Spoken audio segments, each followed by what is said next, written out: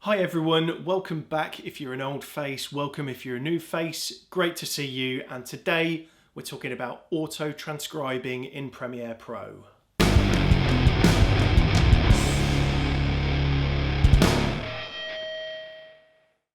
Now I thought that they snuck this out without telling anyone. Turns out they actually sent everyone an email and I probably should have just read it. But this particular feature has been out for months on the beta version of Premiere Pro. You had to sign up for it, but now they've let it out into the wild. Anyone can use this. So let's look at how you do this. Along the top, you've got your workspaces. If you've got captions, then click on that. If not, click Window, Workspaces and Captions. A new option called Transcribe Sequence has now been ungrayed out or made available to you. I don't know how it looked because I was using beta for so long. Click on Transcribe Sequence. You then have some options. So if we look in the transcription settings, you've got audio on track or audio clips tagged as dialogue. So those are if you actually do tag your audio tracks, etc. I don't, so I've never really used that part of the feature. What I do is I use the audio on track, and then you've got a choice of the mix or whether you choose a particular track of your audio to be the transcription. It may be that you've got 3 sets of audio, one is music, and you don't want the lyrics to come out. And that would be how you would do that. You would be choosing the specific track that you want your audio to be transcribed from. But in this instance, I want mix because I have audio on 2 different tracks, and if there is any words, I want them all to be transcribed. You've then got language choice, English and English UK. So it should really change that to UK. We've then got transcribe in point to out point only.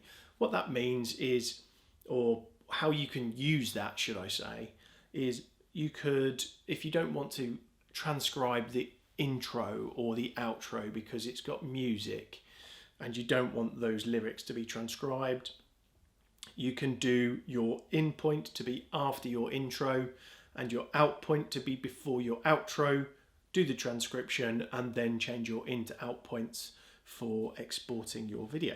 So that will be how you'd use that, and then merge output with existing transcription. So if you've already started transcribing and you wanted to merge the 2 together so you only have one file, that would be what you would use that for. So here I'm going to click transcribe.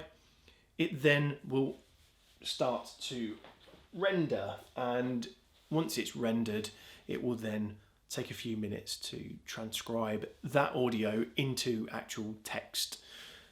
If you're using a MacBook Air, then you can probably say if you've got 4 minutes of audio, it will take 2 minutes. So however long your audio is, half it, that's how long it's going to take.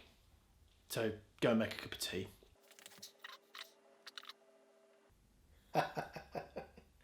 Okay. Anything else interesting? Ooh, night sky. Okay, I'll watch that later.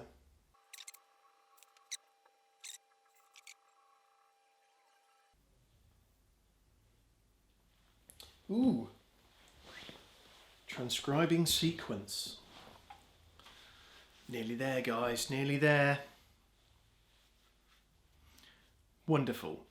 Once it's been transcribed, there's a few things to be aware of. On the left-hand side, you've got something where it says speaker 1.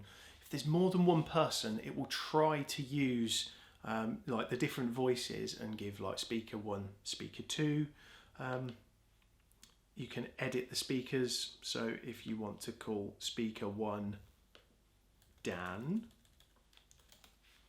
and save, it will then basically match up anything that it thinks is a different person and say, here's Dan, here's Joe, here's Jemima.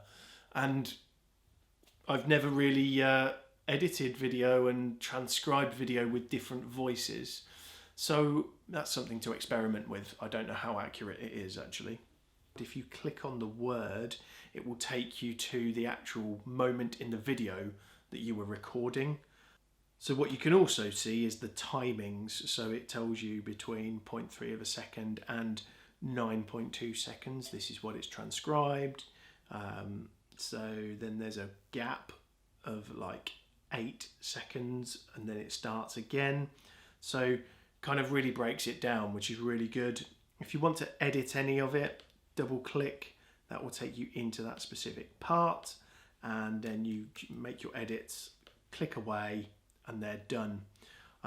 What you've then got is create, you can't see it there, let me expand it, create captions, and you've also got 3 dots. So some more options being retranscribe the sequence, export the transcription, and export to text file. When you are with a client in a client situation, you either want to send them the export SRT file when it's done. You may actually want to do it as an export as a text file because their computer doesn't read that type of file. But essentially it's really handy to be able to have different export types to cater for different needs. Retranscribe is purely if you've made lots of changes and then realised, I didn't want to make any of them changes, so just let me start again from scratch. That's really handy. So what we're going to do now is click Create Captions. Now in this situation, you've got a few different choices. I'm probably never going to use the Australian one. I've never done work for Australian clients. And with like export taxes and everything like that, I probably never will. It won't make it worth my while, I wouldn't imagine. But you never know, I might become an international star. Anyway, you've got EBU subtitles and teletext. Now, my particular preference in how to work this, I will use subtitle every time, and I will choose whether I'm going to be burning the text into the video in export rather than trying to choose the right format. I know that subtitles works for everything that I do in terms of YouTube and Facebook and all that kind of business. Then you've got create from sequence transcript and then create blank track. If you do blank track, it won't put the captions in. If you put create from sequence transcript, it will put the captions in. So let's click OK. Wonderful. Then when you play the file, you can see that the text is coming up at the bottom with the right timing, which is beautiful.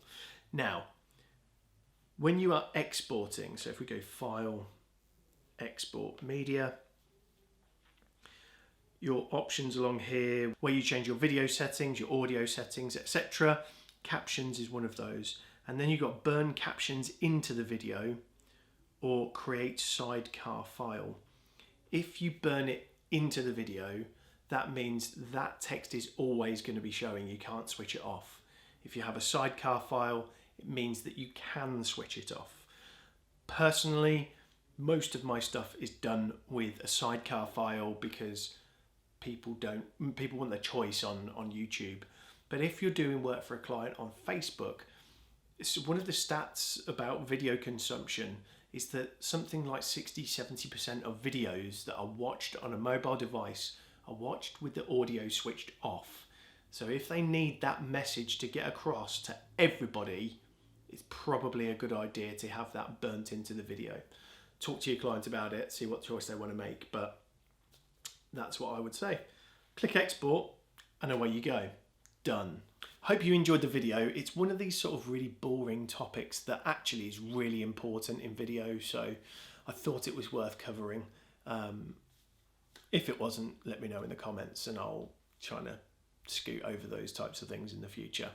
Thanks for watching, and as always, keep learning.